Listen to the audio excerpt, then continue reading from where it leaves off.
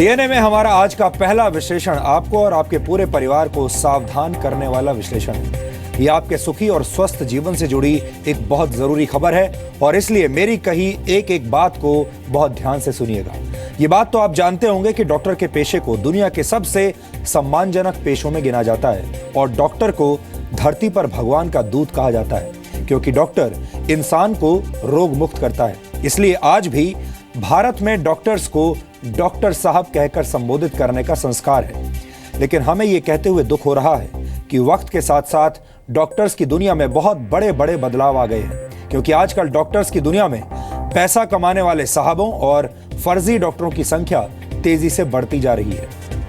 मरीज और डॉक्टर के संबंध वैसे तो जन्म जन्मांतर के होते हैं, क्योंकि इंसान जब भी बीमार पड़ता है उसे सिर्फ डॉक्टर का चेहरा ही याद आता है। आपको भी आता होगा। लेकिन किसी डॉक्टर के चेहरे पर यह नहीं लिखा होता कि वो असली डॉक्टर है या फिर झोला छाप डॉक्टर। इसलिए आम लोग नकली डॉक्टर्स को पहचान नहीं पाते और उनसे इलाज करवाकर मुसीबत में फंस जाते हैं। और कुछ ऐसा ही हुआ है उत्तर प्रदेश के नोएडा के सरफाबाद गांव में, जहां रहस्यमय बुखार की वजह से पिछले 30 दिनों में 12 लोगों की जान जा चुकी है और 50 से ज्यादा लोग इसी रहस्यमय बुखार से पीड़ित हैं। और इस रहस्यमय बुखार का झोला छाप डॉक्टर से गहरा संबंध है। डॉक्टर्स और स्वास्थ्य विभाग की टीम इस इलाके में जगह जगह जाकर लोगों के ब्लड सैंपल इकट्ठा कर रही हैं, ताकि ये पता चल सके कि इस रहस्यमय बीमारी की मूल वजह क्या है। लेकिन जब जी न्यूज की टीम इस गांव में पहुंची तो वहां हमें इस रहस्यमय बीमारी का वो सच पता लगा जिसके बारे में कोई बात नहीं कर रहा, क्योंकि इस गांव के लोगों की मौत की वजह फर्जी डिग्रियां भी हो सकती हैं। ऑन द स्पॉट रिपोर्टिंग के दौरान जी न्यूज के संवाददाता पवन नारा जब इस गांव की गलियों में घूम रहे थे तो वहां चारों तरफ फर्जी डॉक्टर्स की दुकानों का शटर खुला हुआ था। कई फर्जी डॉक्टर्स ऐसे भी थे जो जी न्यूज का कैमरा देखते ही अपनी फर्जी डिग्री वाली दुकान का शटर डाउन करके वहां से भाग खड़े हुए। हमारी टीम को इस गांव में 10वीं पास और 12वीं पास डॉक्टर भी मिले, जिन्होंने मरीजों की जिंदगी का दी एंड करने वाली फर्जी दुकानें खोल रखी थी। वैसे तो ये खबर नोएडा के एक छोटे से इलाके से आई है, लेकिन इसका दायरा देशव्यापी है। ये आपके जीवन को भी छूती है। इसलिए इसका वीडियो विश्लेषण आपको आज जरूर देखना चाहिए और इसके बाद हम आंकड़ों के जरिए इस पूरे विषय को आपके लिए डिकोड करेंगे। बैठ जाओ।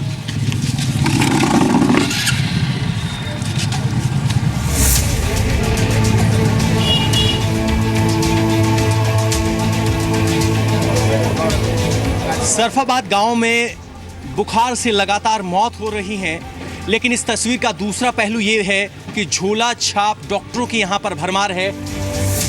थोड़ा बहुत इंजेक्शन लगाते हैं। कहाँ तक पढ़ाई की है? 10 क्लास तक। 10 क्लास तक। कौन सी डिग्री है आपके पास? हम लोग फिजिशियन है। फिजिशियन की? कौन सी फिजिशियन की डिग्री? सिंपल है, कोई डिग्री नहीं है। कोई डिग्री नहीं है, आप फर्जी डॉक्टर हैं। जो भी आता है उसको यहाँ पर ग्लूकोज चढ़ाई जाती है। सिरिंज और ग्लूकोज आप देख सकते हैं कितने बड़े स्तर पर यहाँ लोगों को इंजेक्शन लगाए जाते हैं, बैंडेज की जाती है। जैसे ही हम सड़क पर निकले हैं यहाँ पर भगदड़ मच गई है। एक के बाद एक फर्जी क्लिनिक है। यहाँ पर भी एक फर्जी क्लिनिक था, अभी शटर डाउन करके गए हैं। वो किसकी दुकान है? मेरी ना है। स्थानीय लोग तो बता रहे हैं आपकी है। कौन सा स्थानीय लोग बता रहा? कौन सा बता रहा है?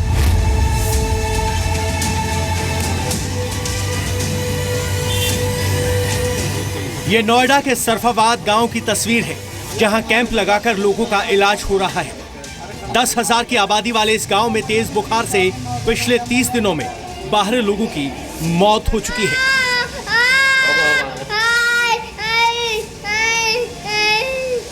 लेकिन इस मौत की वजह क्या है, किसी को पता नहीं। डॉक्टर क्या कहते हैं, क्या बीमारी कुछ समझ में आ रहा है? कोई कुछ नहीं बताता, बस इंजेक्शन पिल देते, दवाई देते थे, खाओ और आराम हो जाए। दवाई खाते रहते ठीक है। दवाई खाना छोड़ दो, जैसे 16 तारीख से खा रहा, कल नहीं खाई, कल से ये फिर स्थिति होगी। माँ बीमार है, मेरी वाइफ भी बीमार है, एक हमारी लड़की है छोटी, वो भी बीमार है। ये पता नहीं चल रहा कि 4 लोग ठीक हो रहे हैं तो 4 ही तैयार फिर खड़े मिल रहे हैं बुखार से पीड़ित। इस रहस्यमयी बुखार का शिकार हर उम्र के लोग हो रहे हैं, फिर चाहे वो बच्चे हों, युवा हों या बुजुर्ग। ये कोई नई समस्या नहीं है, पिछले 3 साल से यहाँ यही हालात है। चिकनगुनिया नाम घोषित कर रखा है जी। बताते नाम क्या? हाँ, चिकनगुनिया है और उसके साथ में प्लस वो भी डेंगू का भी कुछ वायरल बोल देते हैं। डॉक्टरी दहशत में है क्योंकि वो बुखार का, क्योंकि डॉक्टर भी बीमार हो रहे हैं, उनको पता ही नहीं है, अब वो फेल हो रहे हैं, तो ये तो बड़े पीड़ा की बात है, बड़े दुख की बात है। इस बार तो सरफाबाद में हालात इतने खराब हैं कि सीएमओ को खुद कैंप लगाना पड़ा। डॉक्टर साहब भी मान रहे हैं हालत चिंताजनक है और बीमारी का पता नहीं चल पा रहा है।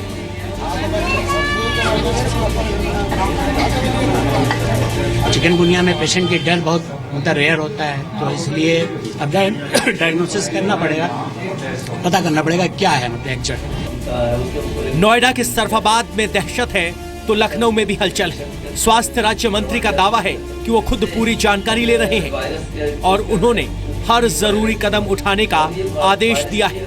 उन्हें इस बुखार को रहस्यमय बुखार कहे जाने पर आपत्ति है।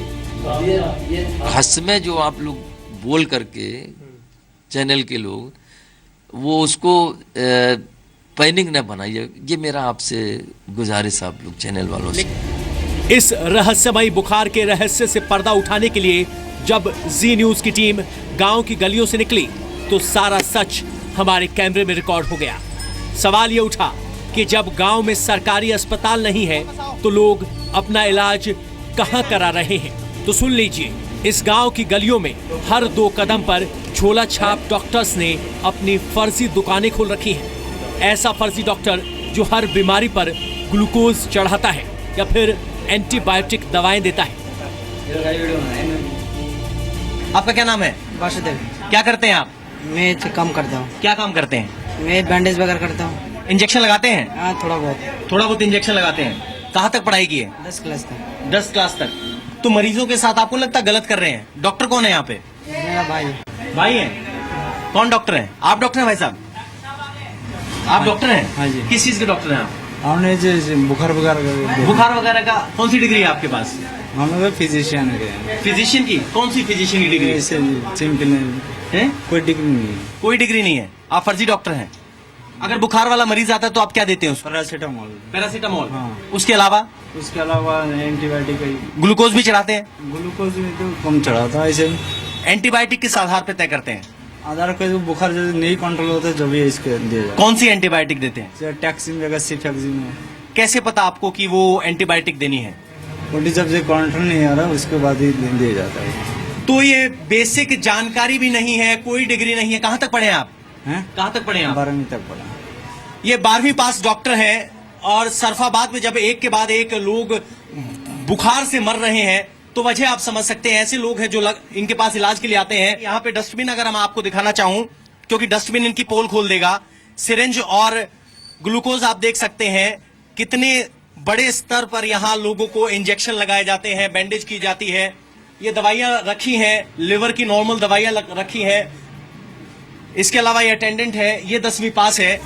ये यहाँ का हाल है। सुना आपने, इनके पास कोई डिग्री नहीं है लेकिन ये डेंगू तक के लक्षण होने पर एंटीबायोटिक देते हैं जो लोगों के लिए जिंदगी की दवा नहीं बल्कि मौत का जहर है।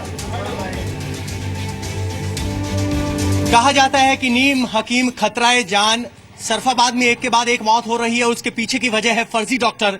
यहाँ एक और क्लिनिक है, माधव क्लिनिक लिखा गया है, और जैसे ही उन्हें खबर मिली कि मीडिया वाले गांव में आए हैं, शटर बंद करके चले गए हैं। हालांकि लॉक नहीं किया गया है, लेकिन आपको दिखा जरूर देते हैं। ये डॉक्टर है, स्टेथोस्कोप रखा है, सिरिंज का डिब्बा रखा है। आप ही डॉक्टर हैं सर? कौन सी डिग्री है आपके पास? बस ये अपना आयुर्वेद का है, आयुर्वेद से अपना कर रहे हैं। जो पीछे की दवाइयां मैं आपको दिखा देता हूं, ये इनका दावा है कि आयुर्वेद के डॉक्टर हैं ये। कोई ज्यादा बड़ी दवाइयां नहीं, सब एक भी आयुर्वेद की दवाई नहीं है साहब इसमें आयुर्वेद की तो कोई दवाई नहीं है। नहीं सर, हाँ आयुर्वेद की दवाई दिखाएंगे आप अपनी? नहीं सर, अभी तो जो यहाँ पे पेपर नहीं है।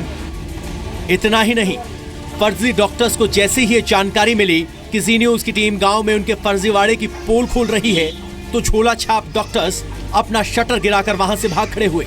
कुछ डॉक्टर्स तो ऐसे भी थे जो सच से भागते हुए अपनी फर्जी दुकान छोड़कर परचून की दुकान में जा छिपे थे। और जब हमने सवाल पूछा तो उनके तेवर क्या थे, आप ये भी देख लीजिए।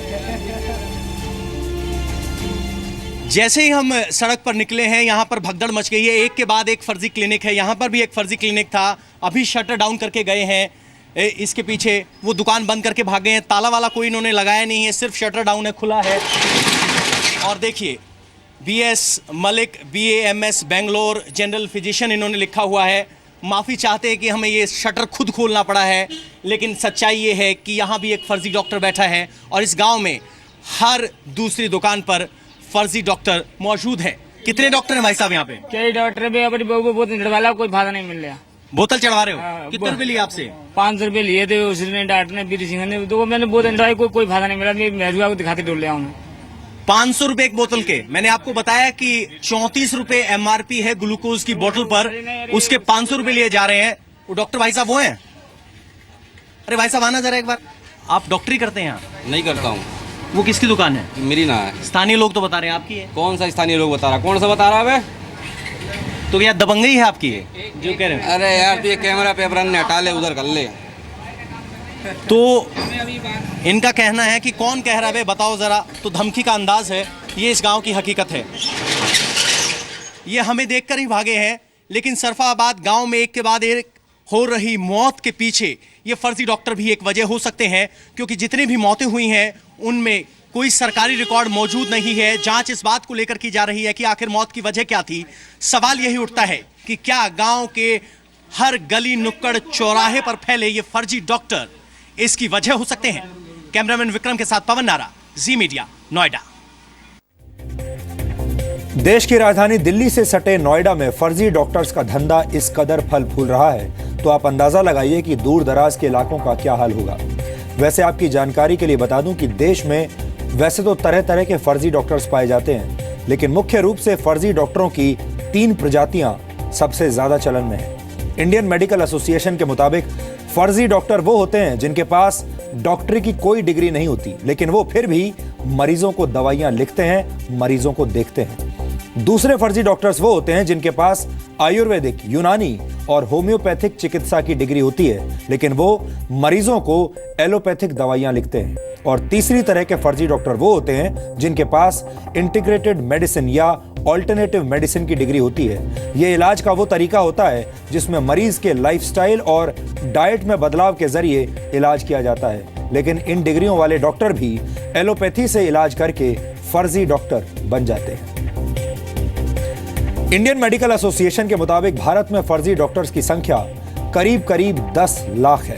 भारत में हेल्थ सेक्टर पर वर्ल्ड हेल्थ ऑर्गेनाइजेशन की जुलाई 2016 की रिपोर्ट कहती है कि भारत के ग्रामीण इलाकों में हर 5 में से सिर्फ एक डॉक्टर ऐसा है जो मेडिसिन की प्रैक्टिस करने के लिए क्वालिफाइड है। ग्रामीण इलाकों में सिर्फ 19% डॉक्टर्स ऐसे हैं जिनके पास मेडिकल की डिग्री है, जबकि 81% डॉक्टर्स फर्जी हैं।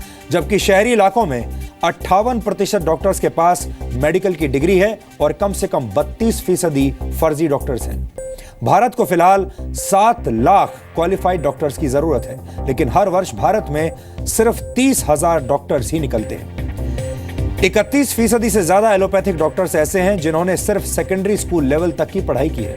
57% से ज्यादा डॉक्टर्स ऐसे हैं जिनके पास मेडिकल क्वालिफिकेशन है ही नहीं। लेकिन बात सिर्फ यहीं खत्म नहीं हो जाती। भारत में मिलावटी डॉक्टर्स के साथ साथ ऐसे डॉक्टर्स की भी कोई कमी नहीं जो खून पसीने और मेहनत की बजाय डोनेशन देकर डॉक्टर बन जाते हैं पैसे के दम पर। एक अनुमान के मुताबिक प्राइवेट मेडिकल कॉलेजेस हर वर्ष MBBS की सीटें बेचकर करीब 5,000 करोड़ रुपए की कमाई करते हैं। अब आप खुद ही फैसला कीजिए कि फर्जी डॉक्टर्स और डोनेशन देने वाले डॉक्टर्स को भगवान कहलाए जाने का हक कैसे दिया जा सकता है। ऐसा नहीं है कि हमारे देश में सदाचारी डॉक्टर्स उपलब्ध नहीं है, लेकिन दुख की बात यह है कि हमारे देश में अब लालची डॉक्टर्स की संख्या बहुत तेजी से बढ़ रही है। साथी नामक एक गैर सरकारी संस्था की स्टडी रिपोर्ट के मुताबिक बेवजह की दवाइयां और टेस्ट लिखकर डॉक्टर औसतन 6 लाख रुपए सालाना कमा लेते हैं, और ये तो औसत है।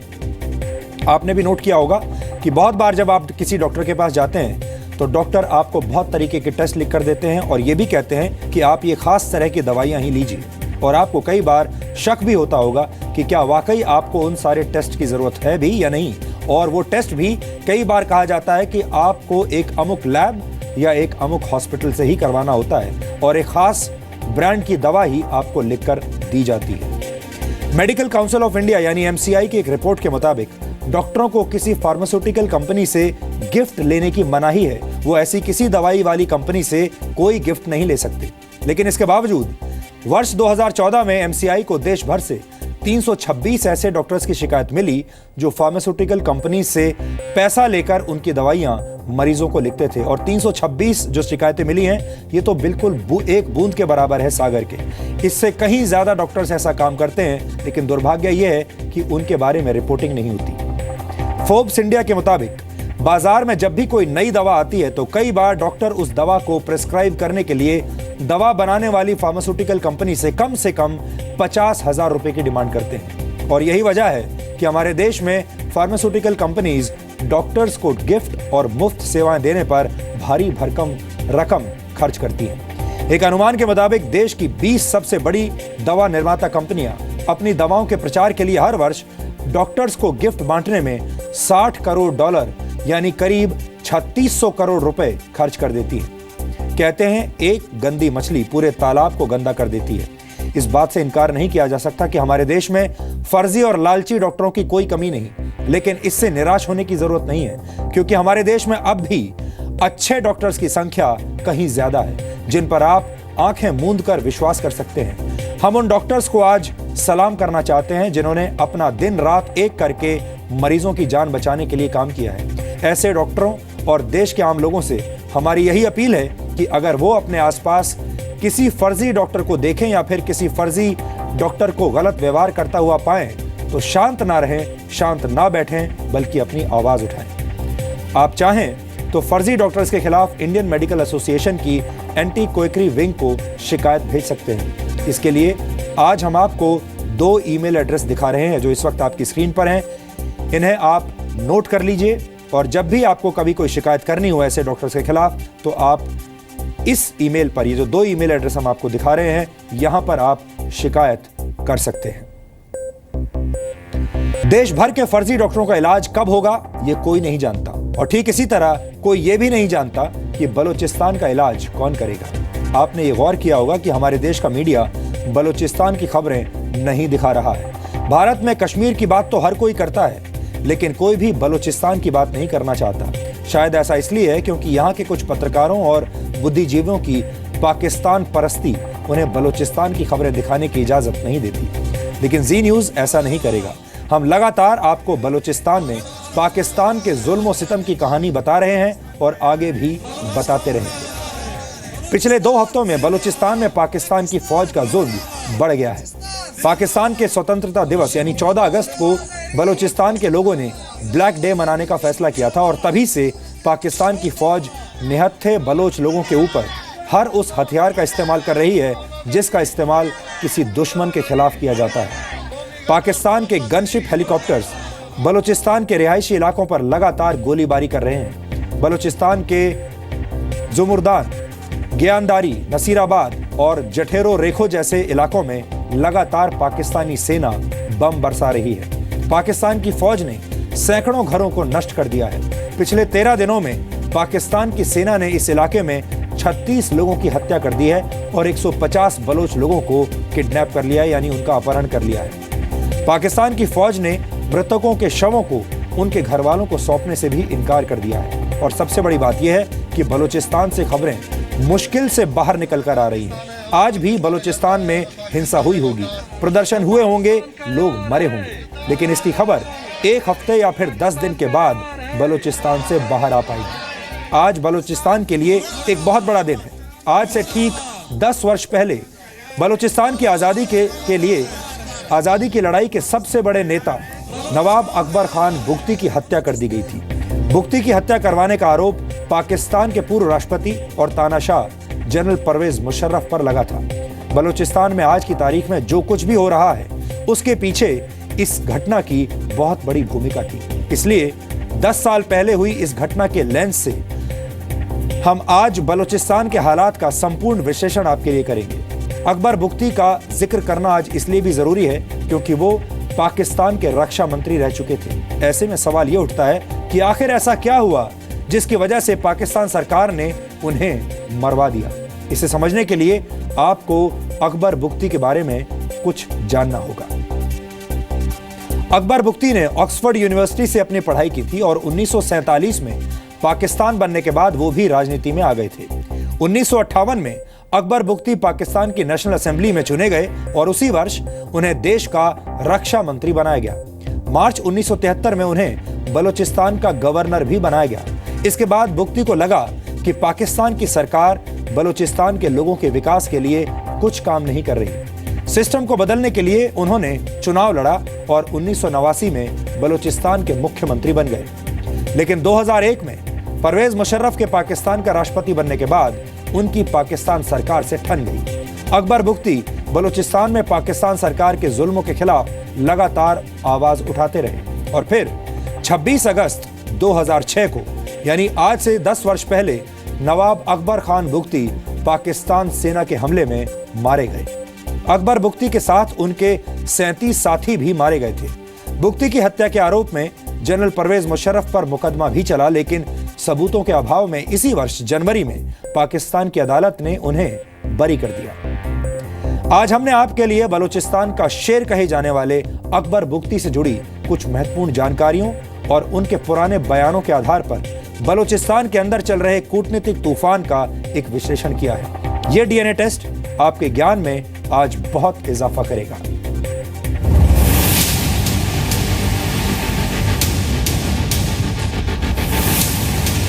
इंसाफ कोई नहीं मिला और उसके बावजूद बोलते हैं कि जी हथियार फेंकने वालों से मुज़ाकरात करेंगे। मुशर्रफ साहब ने नवाब बुख्ती को शहीद करके उसके असरात अभी तक बलूचिस्तान और पूरे पाकिस्तान पे। पाकिस्तान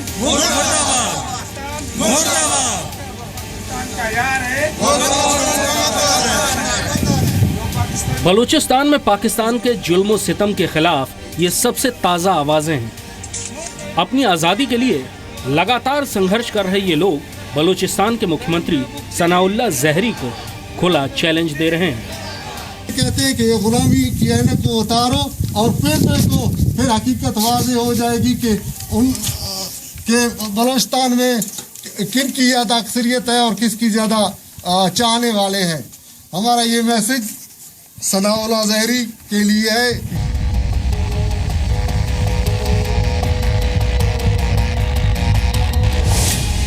दरअसल आज से ठीक 10 साल पहले बलूचिस्तान फ्रीडम मूवमेंट के सबसे बड़े नेता नवाब अकबर बुख्ती को मार डाला गया था।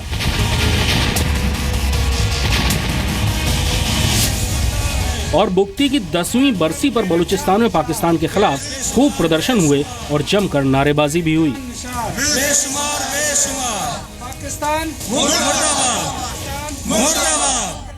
आज आपको पाकिस्तान का वो बेरहम चेहरा भी देखना चाहिए जो आज से 10 साल पहले बलूचिस्तान के लोगों ने देखा था।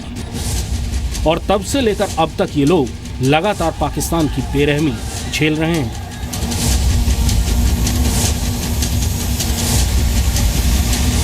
नवाब अकबर खान बुख्ती बलूचिस्तान के फ्रीडम मूवमेंट का सबसे बड़ा अगुवा कहा जाता है। इस शख्स को उसके लोग बलूचिस्तान का शेर भी कहते थे। विदेशों में पढ़ाई की, लेकिन बलूचियों के साथ संघर्ष करने अपनी धरती पर लौट आए। पाकिस्तान की हुकूमत पर उनका एतबार था, इसलिए 1973 में पहले बलूचिस्तान के गवर्नर बने, फिर 1989 में वजीर आला यानी मुख्यमंत्री भी बने। लेकिन जल्द ही उन्हें पता लग गया कि पाकिस्तान का असल मकसद बलूचिस्तान की प्राकृतिक संपदा पर कब्जा करना है।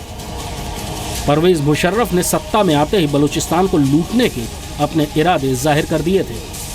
Everyone is after our national wealth, our Baloch national wealth. For example, take the natural gas. It has been flowing through these pipelines for the last 50 years or more to every nook and corner of Pakistan, but not Balochistan. So it is daylight robbery by force of arms.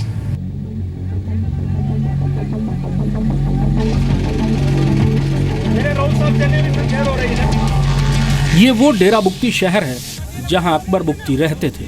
शानदार बड़ी सी हवेली और उस पर हमेशा हथियारबंद लोगों का पहरा। 26 अगस्त 2006 यानी आज से ठीक 10 साल पहले पाकिस्तानी फौज ने नवाब अकबर बुख्ती को बम बरसाकर मार डाला था। बुख्ती को ये पता चल चुका था कि परवेज मुशर्रफ उनकी जान के पीछे पड़े हैं और वो इसकी आशंका भी जता चुके थे। जोरावर हैं, मुझे मार सकते हैं, हमें काफ़ी तबाही मचा सकते हैं, मगर हम भी अपने दिफा में 2-4 कतरे खून उनका भी बहा सकते हैं। 2005 और 6 में डेरा बुख्ती इलाके में पाकिस्तानी फौज की बमबारी की वजह से सैकड़ों लोग मारे गए और 1,60,000 लोगों को अपना आशियाना छोड़ना पड़ा। इसके बाद बुख्ती और उनके सहयोगियों को क्वेटा से 220 किलोमीटर दूर कोहलू इलाके की भंबर पहाड़ियों पर जाना पड़ा, जहां अंततः बम बरसाकर उनकी हत्या कर दी गई।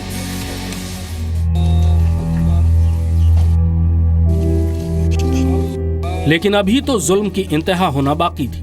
पाकिस्तानी सरकार ने नवाब बुख्ती की लाश को जिस ताबूत में रखा था उस पर ताला लगाया हुआ था और परिवार को लाश देखने की इजाजत भी नहीं थी। इसलिए बुख्ती के परिवार ने ताबूत लेने से इनकार कर दिया। बुख्ती की लाश को बिना उनके परिवार के ही दफन कर दिया गया। Yes, they had offered us, but we had rejected that offer. They wanted to take us and then show the world that here are the sons of Akbar Bukhti at the funeral, at burial.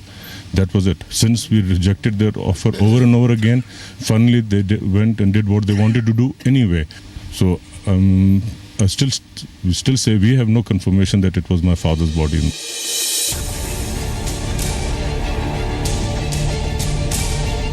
नवाब बुख्ती की मौत के बाद पूरे बलूचिस्तान में जमकर प्रदर्शन हुए।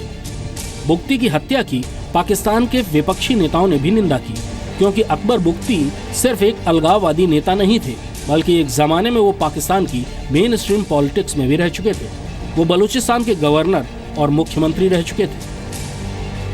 पाकिस्तान के तत्कालीन राष्ट्रपति और आर्मी चीफ परवेज मुशर्रफ ने दावा किया था कि उनकी फौज बुख्ती को जिंदा पकड़ना चाहती थी, लेकिन वो जिस बंकर में रह रहे थे वो ढह गया, जबकि परवेज मुशर्रफ ये कबूल कर चुके हैं कि उन्होंने ही बुख्ती को मरवाया था।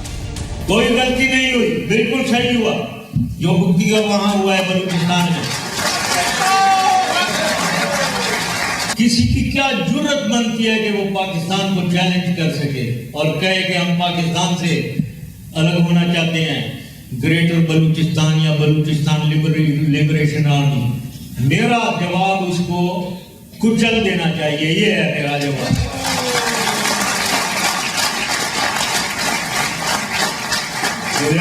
anyone who thinks wrong was done, no wrong was done, it was right। और अगर दोबारा कभी मौका मिला, ऐसी बात हुई, दोबारा वही करूंगा, दोबारा वैसे ही कुछ लेंगे, परवेज मुशर्रफ पर अकबर बुख्ती की हत्या का केस भी चला, लेकिन जनवरी 2016 में सबूतों के अभाव में मुशर्रफ बरी हो गए। जब अकबर बुख्ती मारे गए थे तो उनकी उम्र 79 वर्ष की थी, लेकिन तब तक वो अपने 2 बेटे और 2 पोतों को बलूचिस्तान की आज़ादी के लिए कुर्बान कर चुके थे। नवाब बुख्ती की मौत को आज 10 साल पूरे हो गए हैं और उनकी मौत के बाद से बलूचिस्तान में फ्रीडम मूवमेंट और तेज हो गया है। पाकिस्तान लगातार बलूचिस्तान के निर्दोष लोगों पर बम बरसा रहा है। पहले वो पकड़ते थे, टॉर्चर करते थे, फिर छोड़ देते थे, तो उससे काम नहीं बना, तो अभी लोगों को मारकर और टॉर्चर करके उनकी मसखशुदा लाशें फेंकना फ्रॉम 2010 अंटिल नाउ कंटिन्यू है। उन पार्टियों के रहनुमाओं को, उन ऑर्गेनाइजेशन के रहनुमाओं को जो आज बलूच कौमी तहरीक को लीड कर रहे हैं पीसफुल बुनियाद पर, उनको किस तरह से घरों में घुसकर उनके सरों को गोलियां मारी जाती, या शहीद गुलाम मोहम्मद जो बीएनएम के चेयरमैन थे, उनको किस तरह अदालत में वकला के सामने उठा के उनकी लाश पर फेंक दी गई।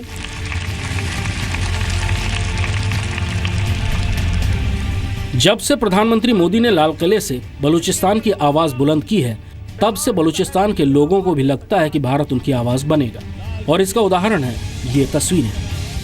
हाथों में भारत का झंडा और प्रधानमंत्री नरेंद्र मोदी की ये तस्वीरें भारत पर बलूचिस्तान का भरोसा जता रही हैं।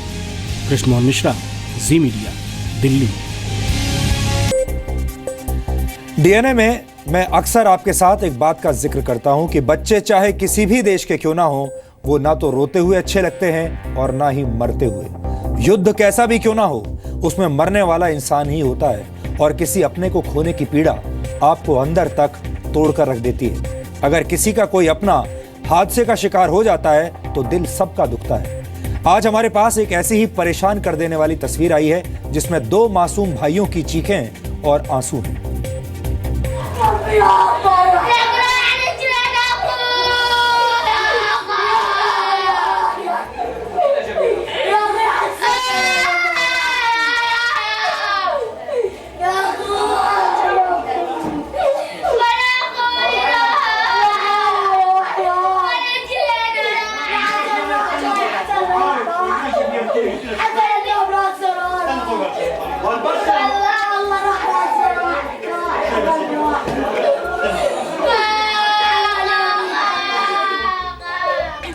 ये दोनों बच्चे भाई हैं। ये वीडियो सीरिया के अल नराब शहर का है, जहां सीरिया की एयरफोर्स ने कुछ दिन पहले विद्रोहियों के कब्जे वाले इलाके पर हमला किया था।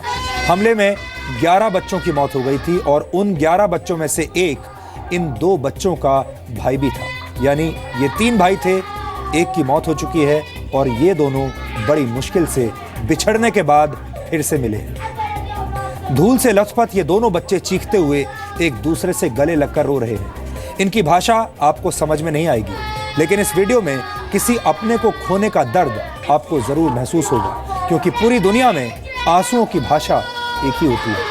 आपको बता दें कि सीरिया के अलेप्पो शहर के पूर्वी हिस्से में करीब 2.5 लाख लोग और पश्चिमी हिस्से में 12 लाख लोग रहते हैं। यूनाइटेड नेशंस के मुताबिक वर्ष 2011 से जारी सीरिया के गृह युद्ध में करीब 3 लाख लोगों की मौत हो चुकी है। Syrian centre for policy research के मुताबिक मारे गए लोगों का आंकड़ा 4 लाख से भी ज्यादा हो सकता है। Syrian network for human rights के मुताबिक सीरिया में मारे गए बच्चों की संख्या 50,000 से ज्यादा है और वहां 1 करोड़ से ज्यादा लोग बेघर हो चुके हैं। अब हम आपको दुनिया की पहली ऐसी टैक्सी के दर्शन करवाएंगे जिसे चलाने के लिए किसी ड्राइवर की जरूरत नहीं है। दुनिया की पहली सेल्फ ड्राइविंग टैक्सी ने अपनी सेवाएं देना शुरू कर दिया है। ड्राइवरलेस कार्स को लेकर कहा जा रहा था कि यह तकनीक सन 2020 तक आम लोगों के लिए इस्तेमाल के लिए उपलब्ध होगी, लेकिन सिंगापुर की एक कंपनी ने 2016 में ही ये कमाल कर दिखाया है। सिंगापुर की कंपनी न्यूटोनमी दुनिया की पहली ऐसी कैब सर्विस बन गई है जिसकी कैब्स को चलाने के लिए ड्राइवर्स की जरूरत नहीं है। इस कंपनी ने फिलहाल सिंगापुर की सड़कों पर ऐसी एक ड्राइवरलेस टैक्सी उतारी है, लेकिन इस कंपनी का मानना है कि 2018 तक सिंगापुर की सड़कों पर हजारों ड्राइवरलेस टैक्सियां दौड़ने लगेंगी। फिलहाल ये कंपनी 4 वर्ग किलोमीटर के इलाके में लोगों को ड्राइवरलेस कार की सवारी का मौका दे रही है। ये कार सेंसर, जीपीएस, कैमरे और रेडार की मदद से अपना रास्ता खुद तय करती है। फिलहाल सुरक्षा को ध्यान में रखते हुए इस ड्राइवरलेस टैक्सी में एक सेफ्टी ड्राइवर बैठाया जा रहा है ताकि तकनीकी गड़बड़ी होने पर किसी भी दुर्घटना को टाला जा सके। आने वाले कुछ महीनों में आप दुनिया भर के ट्रांसपोर्ट सिस्टम्स में बड़े बड़े बदलाव होते हुए देखेंगे और ये सब उसी तकनीक की वजह से संभव होगा जिसकी मदद से सेल्फ ड्राइविंग कार्स का परीक्षण इस वक्त किया जा रहा है। इस महीने के अंत तक एक अमेरिकी कंपनी भी करीब 100 ड्राइवरलेस कार्स के साथ अमेरिका के पिट्सबर्ग में अपनी सेवाओं की शुरुआत करेगी। ये कंपनी अपनी ड्राइवरलेस कार्स की बीटा टेस्टिंग का मौका आम लोगों को देगी। आम लोग टैक्सी बुक करते वक्त साधारण कार्स और ड्राइवरलेस कार्स में से एक को चुन पाएंगे, उन्हें यह विकल्प दिया जाएगा। ड्राइवरलेस कार बुक करने वाले यात्रियों को कोई किराया नहीं चुकाना होगा क्योंकि ये टेस्टिंग के स्टेज पर है। अमेरिका का पिट्सबर्ग शहर इस कंपनी की सेल्फ ड्राइविंग कार्स के लिए एक लेबोरेटरी की तरह काम करेगा। पिट्सबर्ग में हर साल 41 इंच बर्फ गिरती है और इस शहर में 400 से भी ज्यादा फ्लाईओवर्स हैं। यानी ये कंपनी असली हालात में और असली यात्रियों के साथ ड्राइवरलेस कार्स का परीक्षण करना चाहती है। फिलहाल अमेरिका के कानून बिना ड्राइवर की कार को सड़क पर चलाने की इजाजत नहीं देते, इसलिए ड्राइवरलेस होने के बावजूद इन कार्स में सेफ्टी ड्राइवर्स मौजूद रहेंगे। आप इसे ड्राइवरलेस कारों की बीटा टेस्टिंग भी कह सकते हैं। हम आपको बता दें कि बीटा टेस्टिंग किसी प्रोडक्ट की आखिरी टेस्टिंग होती है और बीटा टेस्टिंग के जरिए उपभोक्ताओं से किसी भी प्रोडक्ट का फीडबैक लिया जाता है। गूगल की सेल्फ ड्राइविंग कार भी परीक्षण के दौर से गुजर रही है। गूगल की 50 ड्राइवरलेस कार्स 11 लाख किलोमीटर का सफर अब तक तय कर चुकी हैं। लेकिन कंपनी के इंजीनियर्स का मानना है कि इन कार्स के सड़कों पर उतारने से पहले रियल टेस्ट कंडीशन से इन्हें गुजरना होगा। और आपको जानकर हैरानी होगी कि सिर्फ कार्स ही नहीं बल्कि ऑटोनोमस तकनीक से चलने वाली बसेस, ट्रक्स और कई दूसरे वाहन भी दुनिया के अलग अलग देशों में परीक्षण के दौर से इस वक्त गुजर रहे हैं। विशेषज्ञ मानते हैं कि फिलहाल सेल्फ ड्राइविंग वाहनों का दौर आने में करीब 4 से 5 वर्ष और लगेंगे। लेकिन जितनी तेजी से दुनिया भर की कंपनियां सेल्फ ड्राइविंग वाहनों को हकीकत की जमीन पर दौड़ा रही हैं, हमें लगता है कि इसके लिए 5 वर्ष का इंतजार भी शायद नहीं करना पड़ेगा।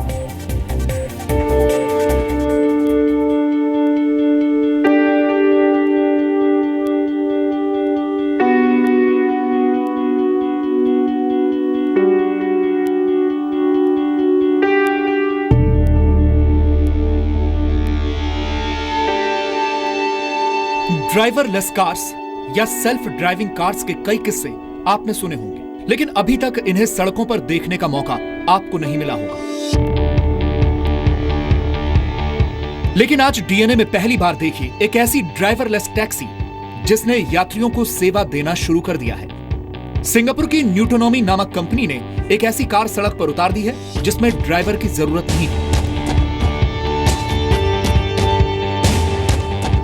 कैब सर्विस के तौर पर सिंगापुर की सड़कों पर दौड़ रही ये कार अभी सिर्फ 4 वर्ग किलोमीटर इलाके में सेवाएं दे रही है।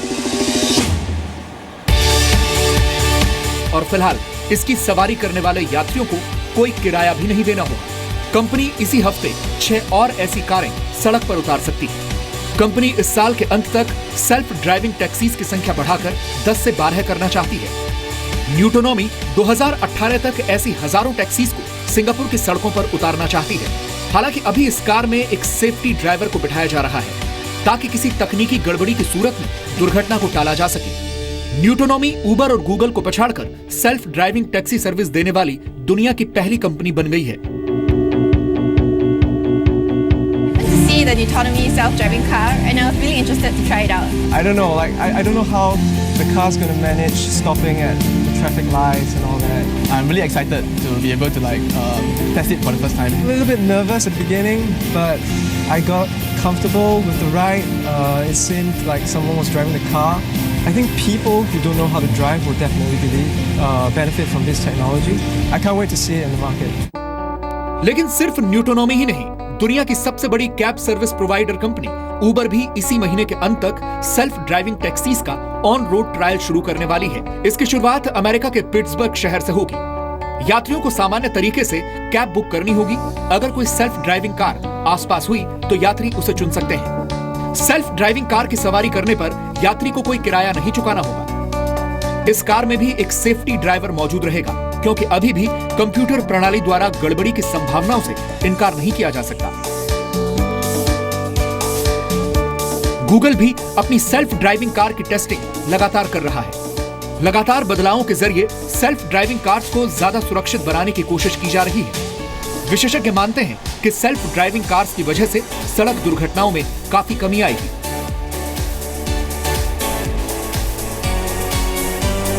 लेकिन जिस रफ्तार से जीपीएस, रडार, कैमरों और सेंसर्स की मदद से वाहन खुद सड़कों पर चलने के लायक होते जा रहे हैं, उसे देखकर यह कहना गलत नहीं होगा कि सिर्फ कार्स ही नहीं, पूरा ट्रांसपोर्ट सिस्टम एक दिन ड्राइवलेस हो जाएगा। वॉल्वो और मर्सिडीज बेंज जैसी कंपनियां ड्राइवरलेस ट्रक्स का ट्रायल कर चुकी हैं। इतना ही नहीं, अमेरिका के नेवाडा में डेमलर कंपनी द्वारा बनाए गए ऑटोनोमस ट्रक यानी सेल्फ ड्राइविंग ट्रक को ऑपरेट करने का लाइसेंस भी मिल चुका है।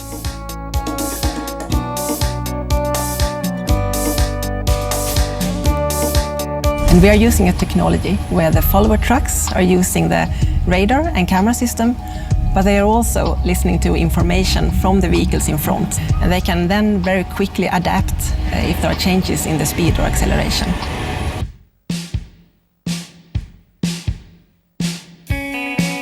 आपको लग रहा होगा कि सेल्फ ड्राइविंग कार उन लोगों के लिए फायदेमंद नहीं है जो पब्लिक ट्रांसपोर्ट का सहारा लेते हैं, तो हम आपको बता दें कि आपका अंदाजा गलत है।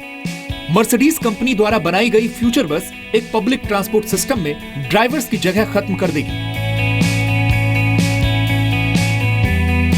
कंपनी फ्यूचर बस का 20 किलोमीटर के रास्ते पर ट्रायल कर चुकी है। यह बस न सिर्फ रास्ते की रुकावटों को पहचान सकती है, बल्कि ट्रैफिक सिग्नल के साथ संपर्क भी साध सकती है।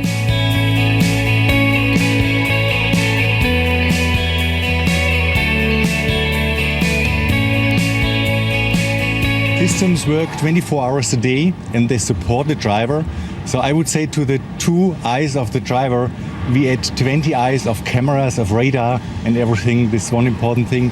Also important, the driver is always monitoring the system and he always can react. This is very important in this phase for the next 5 years.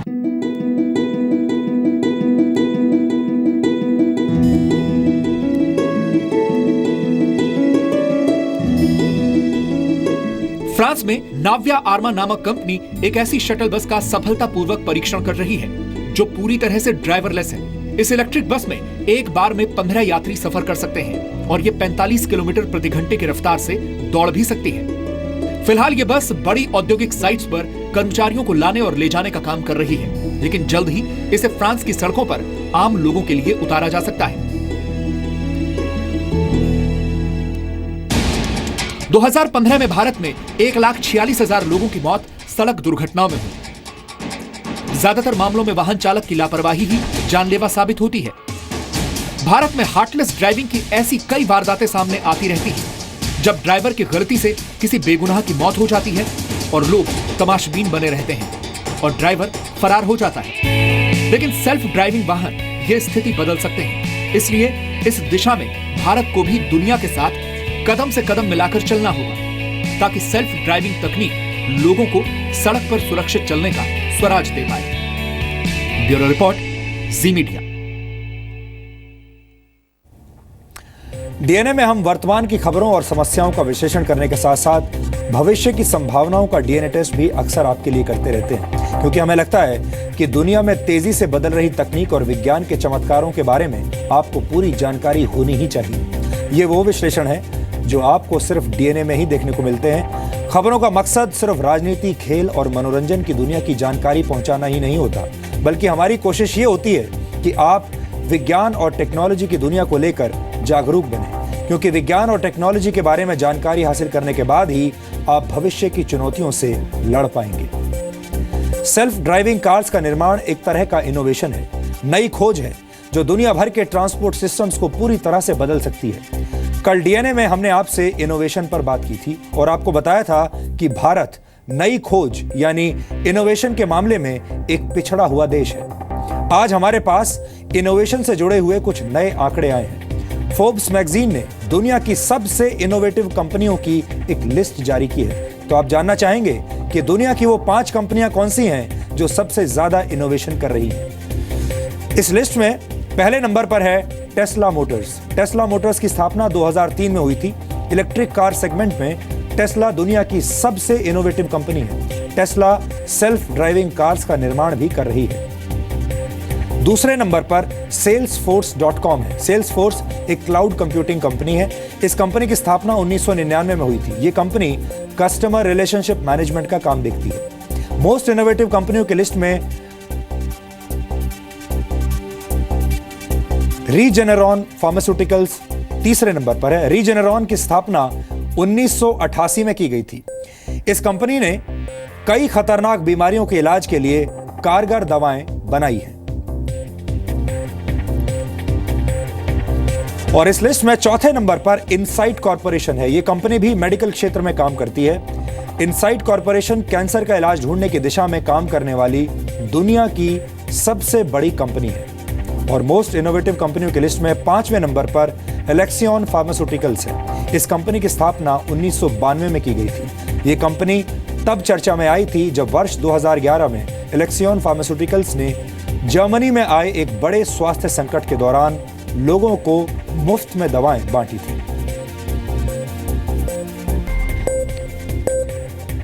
और डीएनए के अंत में आपके लिए एक काम की बात। दुनिया में ऐसी कई हस्तियां हैं जिन्होंने अपनी मेहनत के दम पर बाधाओं पर विजय प्राप्त करते हुए अपने लक्ष्य को हासिल किया है। डॉक्टर सुभाष चंद्रा एक ऐसी ही हस्ती हैं, इसलिए वो युवाओं के रोल मॉडल हैं। इस बार डीएससी शो में डॉक्टर सुभाष चंद्रा छात्रों को जीवन में कामयाबी हासिल करने के टिप्स देंगे और अपना खुद का उद्यम लगाने के बारे में आपको पूरी जानकारी भी देंगे। इसलिए आप दिन और समय नोट कर लीजिए।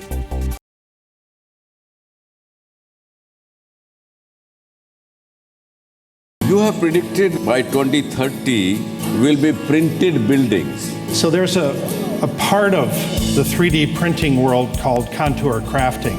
Pumps a flow of concrete while it's put into place, and you can actually print an entire building with that. Why English has become so important is like that, sir. In the future also it will take in India such kind of steps.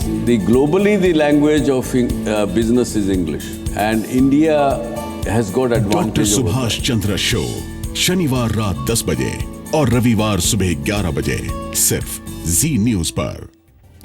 और अब आखिर में आज के इतिहास पर नजर डालते हैं। 1303 में आज ही के दिन अलाउद्दीन खिलजी ने चित्तौड़गढ़ पर कब्जा करके अपनी सीमाओं को फैला लिया था। और आपको बता दें कि अलाउद्दीन खिलजी वंश के दूसरे शासक थे और इस वंश ने 1296 से लेकर 1316 तक दिल्ली सहित उत्तर भारत के बड़े हिस्से पर शासन किया था। 1910 में आज ही के दिन मदर टेरेसा का जन्म हुआ था। मदर टेरेसा अल्बानिया की कैथोलिक नन थी। बाद में उन्होंने भारत की नागरिकता ले ली और कोलकाता में 1950 में मिशनरीज ऑफ चैरिटी की स्थापना की। मदर टेरेसा को 1979 में नोबेल शांति पुरस्कार मिला और 1980 में उन्हें भारत का सर्वोच्च नागरिक सम्मान भारत रत्न दिया गया था। 1791 में आज ही के दिन अमेरिकी आविष्कारक जॉन फिच को स्टीम बोट के लिए पेटेंट मिला था। तब इसे चलाने के लिए मरीन स्टीम इंजन्स का प्रयोग होता था। 1498 में आज ही के दिन विश्व प्रसिद्ध पेंटर और मूर्तिकार माइकल एंजेलो को पिएता नाम की मूर्ति बनाने का जिम्मा सौंपा गया था। पिएता दुनिया की मशहूर कलाकृतियों में से एक है। इसे वेटिकन सिटी के सेंट पीटर्स बेसिलिका में रखा गया है। खास बात यह है कि माइकल एंजेलो ने यह मशहूर कलाकृति 30 साल की उम्र से पहले ही बना दी थी। और डीएनए में आज इतना ही। अब वीकेंड इंटरवल का वक्त हो गया है, इसलिए हम आपके सुखी और सुरक्षित वीकेंड की कामना करते हैं। अब आपसे हमारी मुलाकात होगी कल यानी शनिवार को रात 9 बजे डीएनए के वीकेंड एडिशन में, जिसमें आप पूरे हफ्ते की चुनिंदा खबरों के बेहतरीन डीएनए टेस्ट देख पाएंगे। इसलिए हमारी आपसे मुलाकात अब सोमवार को नहीं बल्कि कल रात 9 बजे होगी। और आप अब कल का रिमाइंडर लगा लीजिए और तब तक के लिए हमें इजाजत दीजिए। नमस्कार।